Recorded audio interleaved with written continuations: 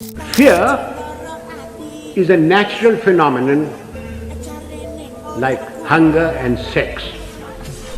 Anyone who says he is not frightened is a liar, except perhaps the Gorkha. क्या भारतीय सेना में end of Gorkha battalion होने वाला है? जब भी मैं गोरखा का नाम लेता हूँ तो हमारे दिमाग में क्या आता है? बहादुरी का दूसरा नाम गोरखा, बलिदान में सबसे आगे गोरखा, बिना सोचे समझे अपनी जान की बाजी लगा दे वो गोरखा। शैम बहादुर मूवी का ये सीन आपको याद होगा और उनका स्टेटमेंट आपको याद होगा। मेरा नाम क्या हो? मैं नरका करूंगा साहब। नरका करूंगा।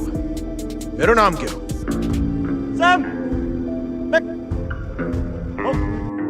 सैम बहादुर साहब। सैम बहादुर।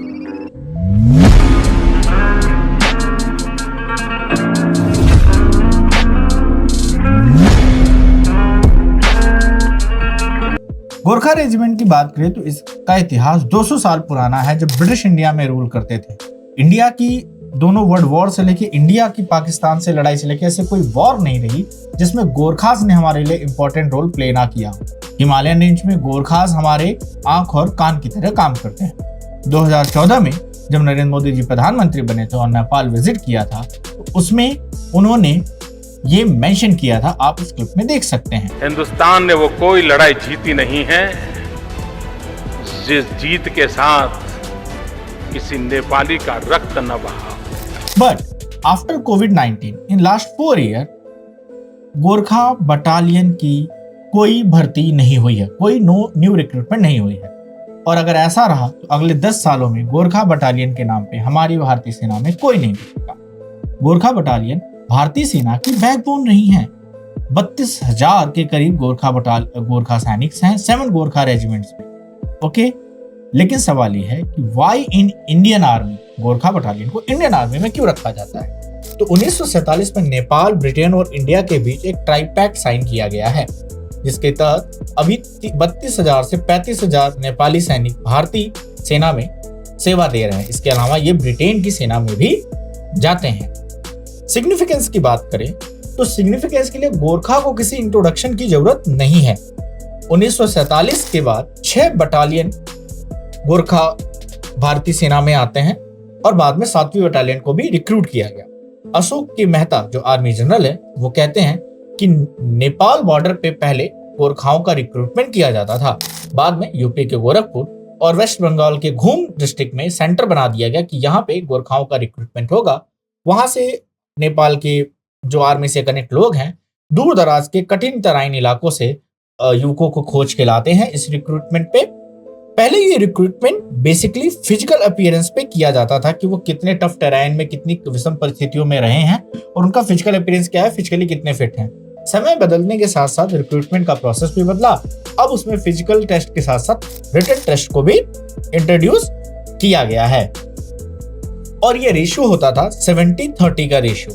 जैसे कि कई सारे इंडियन डोमेन्स के भी हैं और नेपाली डोमिसाइल के भी हैं, तो गोरखास के कुछ हिस्से इंडियाज में भी आते थे। तो पहले 70-30 और 2019 कोविड से पहले ये रेशियो 60-40 का भी हो गया था कि इंडिया के भी गढ़वाल और कुमायूं क्षेत्र के बच्चों को, क्योंकि इनका written test normal Indian army की तरह नहीं होता, थोड़े से इनके क्राइटेरियाज अलग होते हैं, ये भर्तियां की जा रही थी।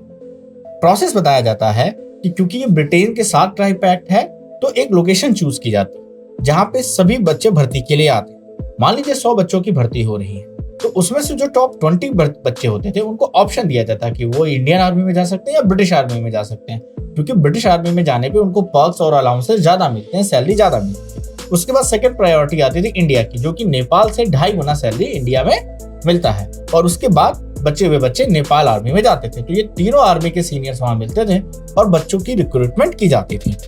और इससे क्या होता था कि नेपाल की वीक इकोनॉमी को बहुत ज्यादा फायदा मिलता था। वहां के युवाओं को जॉब के ज्यादा ऑप्शन नहीं मिलते थे, तो भारत इंडियन आर्मी उनके लिए एक बहुत बड़ा सहायता थी।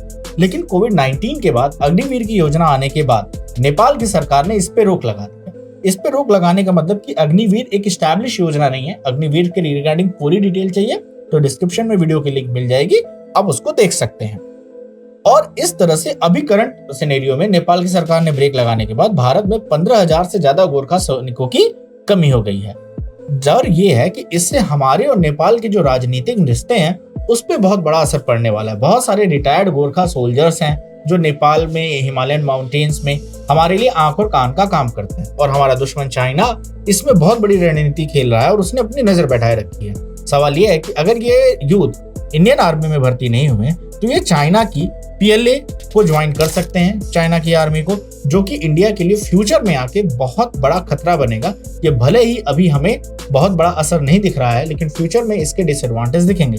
आपने हाल ही में सुना होगा कि रशिया में 15,000 नेपाली सैनिकों ने रशिया यूक्रेन में भाग लेने के लिए भर्ती हुई हैं।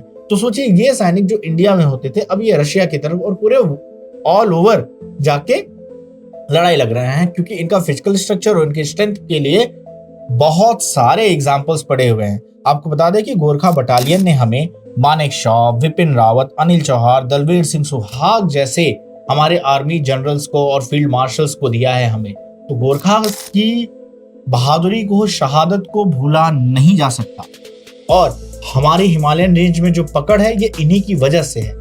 कैसा लगेगा कि जब गोरखा चाइना के लिए हिमालयन रेंज में हमारे खिलाफ लड़ेंगे, वो जो हमारी हर एक स्ट्रेटेजिक लोकेशन से, हमारी हर एक रणनीति से वाकिफ हैं, और कभी चाइना ने उनका इस्तेमाल किया और हमारे उत्तराखंड से लेके हिमाचल से लेके अलग अलग हिस्सों में हमें उन गोरखा से लड़ना पड़ा जो हमारे देश के हिस्से थे, जो हमारे भाई बहन थे। तो ये बड़ा मुश्किल होगा फ्यूचर में आने के लिए। मैं उम्मीद करता हूं कि भारत सरकार और सेनाएं इस पे कुछ एक्शन लें। वैसे सेना में मनोज पांडे जी कहते हैं 2020 में कि उन रिक्रूटमेंट की जगह हम भारतीय सैनिकों को भर्ती कर रहे हैं, और इसमें स्पेशली कुमायूं और गढ़वाल के इलाकों से बच्चों को पिकअप कर रहे हैं जो गोरखा रेस के हों या उनसे मिलते जुलते हों, जिनकी भी स्थिति सिचुएशन उस टफ टेरेन में काम करने की हो, उसी तरह के योग्य हों। बट मुझे नहीं लगता कि नेपाली गोरखाओं को रिप्लेस किया जा सकता है। भारत के इतिहास में की बात जब भी की जाएगी, चाहे ब्रिटिश एरा से, तब तक गोरखास का नाम लिया जाएगा। तो आने वाले समय में आई थिंक चीजें बेहतर हों, और ये इन्फॉर्मेशन आपको अच्छी लगी हो। आपकी गोरखा सैनिकों के बारे में क्या राय है, भारत सरकार के इस निर्णय पे आपका क्या कहना है, अपनी राय को कमेंट बॉक्स में जरूर मेंशन करें। और वीडियो अच्छी लगी हो तो टी पॉइंट एकेडमी को सब्सक्राइब करें फॉर सच कंटेंट। जय हिंद, जय भारत।